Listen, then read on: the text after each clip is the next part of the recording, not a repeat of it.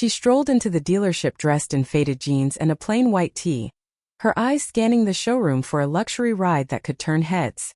The salesman, a guy named Victor Hayes, sized her up with a smirk that screamed judgment. "Sorry, sweetheart," he drawled, flicking his hand toward the door. "I think you took a wrong turn. These beauties start at $300,000. Laughter rippled through the staff as curious customers craned their necks. Her cheeks burned, but she didn't snap back.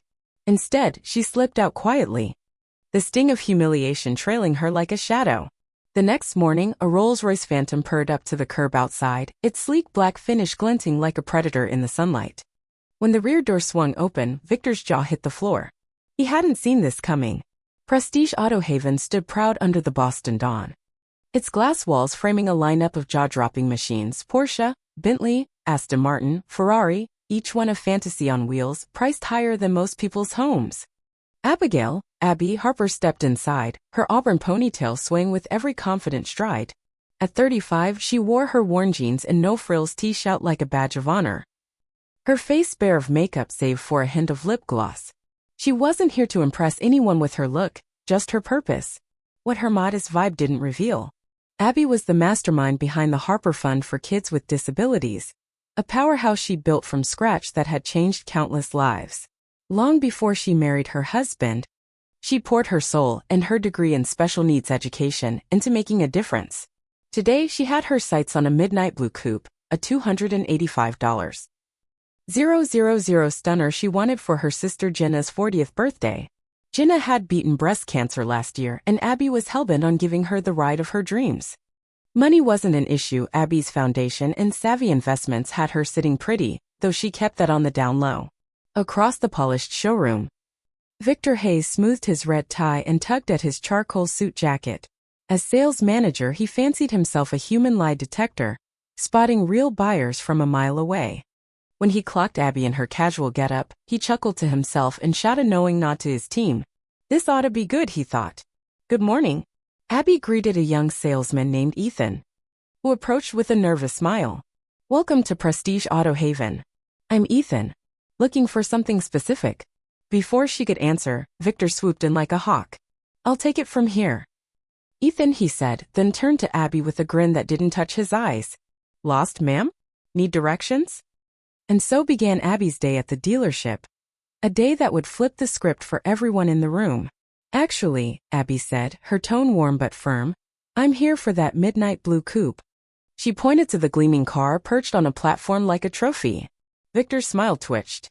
He'd seen this movie before, dreamers wasting his time with no cash to back it up. With quotas looming and big spenders due later, he wasn't in the mood to play.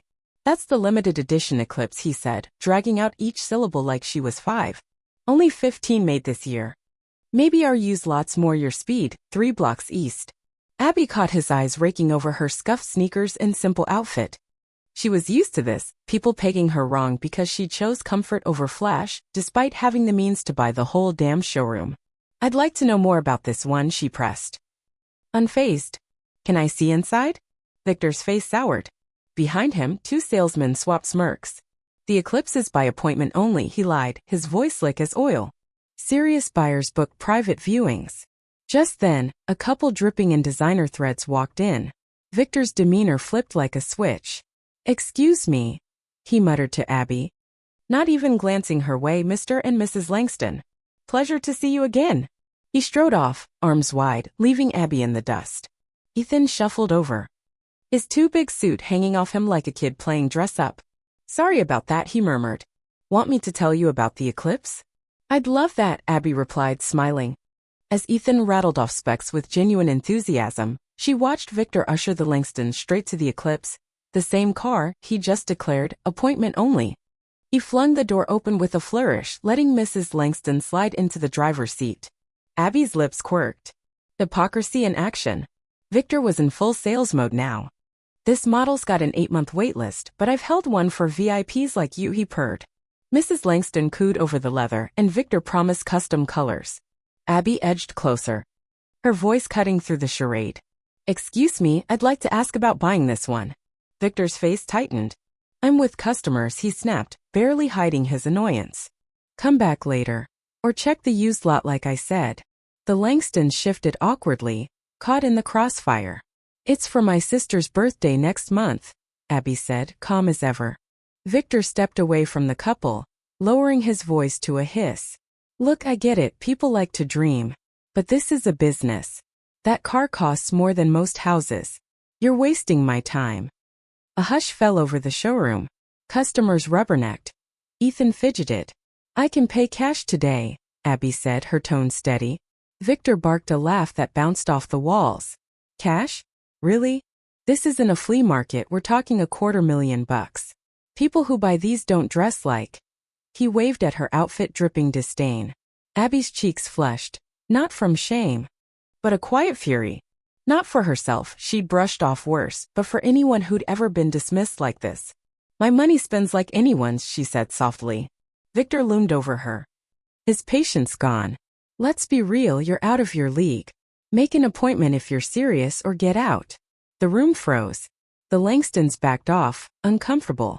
Is there a problem? A new voice cut in. Preston Wells, the dealership owner, drawn by the tension. Victor straightened his tie. No issue, sir. Just explaining our process to this lady. Appointments for serious buyers only. Preston eyed Abby's casual look and the gawking crowd, siding with Victor in a heartbeat. Miss? Abigail Harper, she supplied. Miss Harper. Preston said, oozing condescension. Our clients typically grasp the exclusivity here. I grasp it fine, Abby replied, her voice steel wrapped in velvet. Your managers made your exclusivity crystal clear. Victor jumped in, smug as ever. If you're really interested, which I doubt, call for an appointment. Bring proof of funds and dress the part. These cars are for a certain crowd. Snickers echoed. Abby scanned the room, the smirks, Victor's sneer, Preston's nod. She'd faced bias before, but this was a public gut punch. I see, she said. Dignity intact despite the bruise to her spirit. She turned and walked out. Victor's muttered. Some people don't know their place, chasing her into the sunlight. Phone in hand, she dialed. A steely resolve blooming. This wasn't over. The Harper estate sprawled across 5 serene acres outside Boston, its understated charm hiding the billions behind it. Nathaniel Harper liked it that way. At 41, the renewable energy titan had built an empire while staying out of the spotlight. When Abby walked into his study, he dropped everything. Reading the storm in her eyes after 15 years together.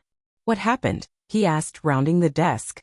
Abby sank into a chair, the morning's ugliness spilling out, the sneers, the dismissal. The raw discrimination. Nathaniel's jaw tightened, but he let her vent. It's not about me, she finished, her voice steady. I can walk away knowing who I am. But how many can't? Nathaniel nodded. Her empathy piercing him like always. So what's the move? Part of me wants to let it go, buy Jenna's gift somewhere else, she admitted. But then I think of Ethan. That kid who treated me decent no matter what I wore. And all the people who get judged with no way to push back. She met his gaze. They need to learn worth isn't skin deep. Not revenge, awareness. A slow grin spread across Nathaniel's face. I've got an idea. Subtle but sharp. No buying the place and canning them all, Abby warned, knowing his protective streak. He laughed.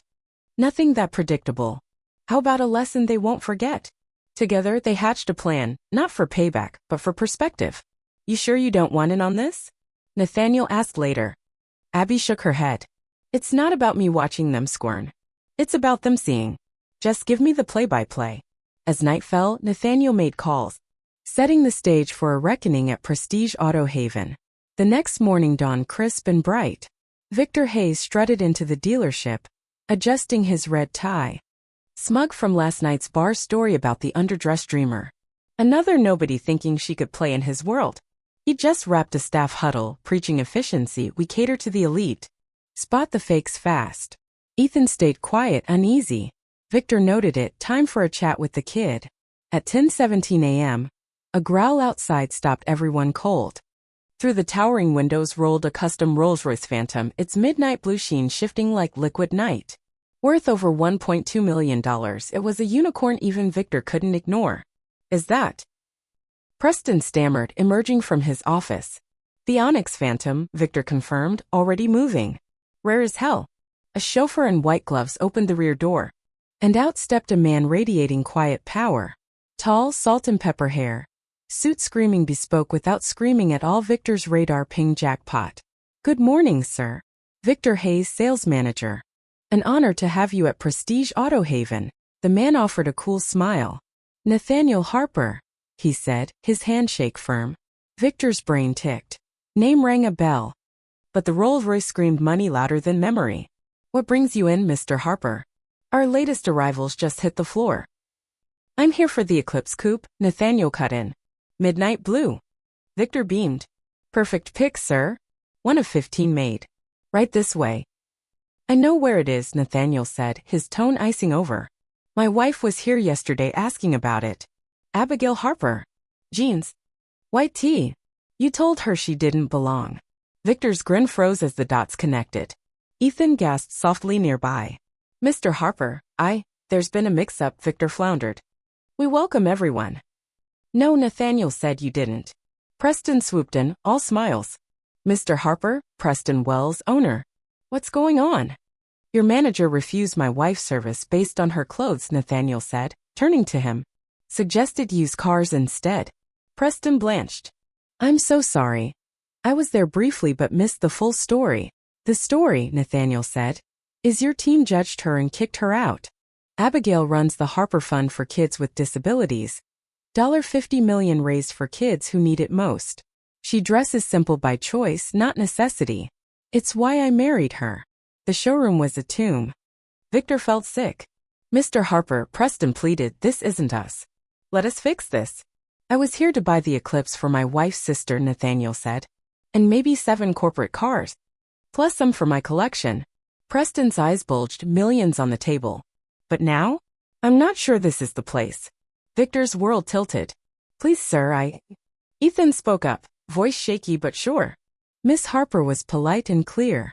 She got treated like trash for no reason. Victor glared, but the truth landed hard. Nathaniel faced Preston. Here's the deal. The Harper Fund's gala is next month, raising cash for an adaptive sports complex. Victor, you're volunteering. Not a guest, a helper. See the work up close. Victor swallowed, nodded. And you? Nathaniel told Preston, might want bias training for your crew. Done, Preston said fast. Nathaniel turned to Ethan. You're handling my deals, starting with the Eclipse. Me? Ethan blinked. Thank you, sir. As they headed to Preston's office, Nathaniel paused by the Eclipse. Abby's got killer taste, huh? Victor stood rooted, his smug kingdom crumbling. A month later, the Harper Fund Gala lit up a Boston hotel, buzzing with kids, families, and donors.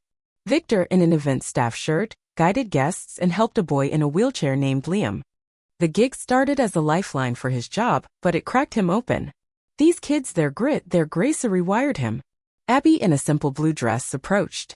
How's it going, Victor? Humbling. He said, meaning it. And overdue. Liam's schooling me in adaptive hoops, says my form sucks. She laughed. He's brutal but fair. Victor met her eyes. Mrs. Harper, I've said sorry officially.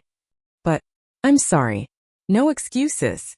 You're right, no excuses, she said, kind but firm. What's the takeaway?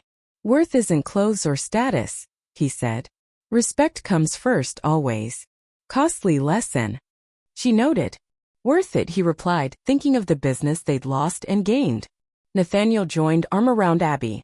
Victor's a hoop star now, she teased. And I hear you're revamping the dealership, Nathaniel added. No more snap judgments? Yes, sir. And I'm mentoring Ethan, Victor said. Oh, our corporate fleet? Still shopping. I'd be honored to handle it. Nathaniel grinned. Deal.